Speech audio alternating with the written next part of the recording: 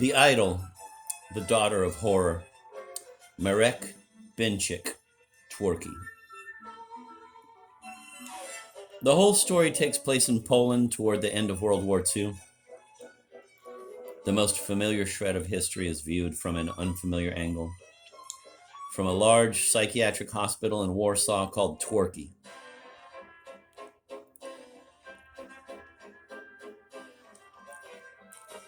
In order to be original at all costs, not at all. In those dark times, it was the most natural thing to seek out some corner to escape to. On the one hand, horror, on the other, refuge. The hospital is run by the Germans, not by Nazi monsters. Don't go looking for cliches in this book. They employ a few very young Poles as bookkeepers, among them 3 or 4 Jews with false identity papers. Hey Google, turn the volume down. Hey Google, turn the volume down. Hey Google, turn the volume down. Sorry, that's not part of the story. Hey Google, turn the volume down. I get mad. The volume's at 7. Great. Hey Google, turn it down to 6. Poles as bookkeepers, among them 3 or 4 Jews with false identity papers. What is instantly striking, these young people bear no resemblance to the youth of our days. They are modest, shy, awkward, with a naive thirst for morality and for goodness. They live their, quote, virginal loves, end of quote, whose jealousies and disappointments never turn into hatred, in that strange atmosphere of obstinate gentleness. Is it because of the half-century between them that the youngsters back then differ so from those of our time?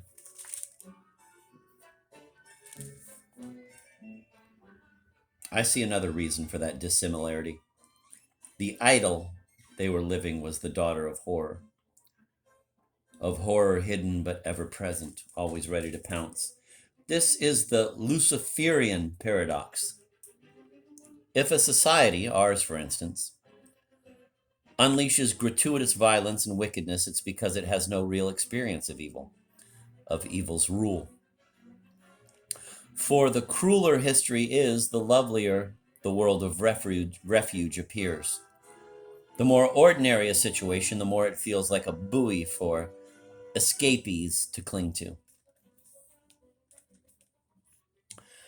There are pages in this novel where words recur as refrains and where the narration becomes a song that lifts us up and away. Where does that music, that poetry spring from?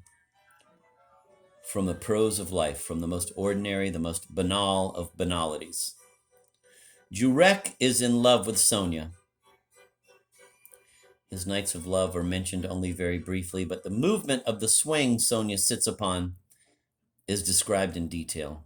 Quote, "Why are you so fond of the swing?" End of quote, Jurek asks. Quote, "Because it's hard to say I'm here and then suddenly I'm there, higher up, and here again and there again," end of quote. Jurek hears that disarming confession and, marveling, he looks up high to where, quote, "the light brown soles of her shoes became dark, coming down. Her brown soles passed under Jurek's nose," end of quote. He looks on, still marveling, and he will never forget. Near the end of the book, Sonia will go off. In the past, she had escaped here to Twerky, to live out, in terror, her fragile Idyll. She is a Jew. No one knows this, not even the reader. However, she goes to the German director of the hospital and tells him, thus incriminating herself. The director cries, "You're mad, you're mad," and tries to put her into isolation to save her, but she persists. When we next see her, she is no longer alive. Quote, "There, high above the juniper bushes, on a thick bough, on a thin poplar, high above the ground, Sonia hung. Sonia swung. Sonia was hanged," end of quote. On the one hand, the Idyll of ordinary life, the Idyll recovered, given new value, transformed into song. On the other, The Hanged Girl.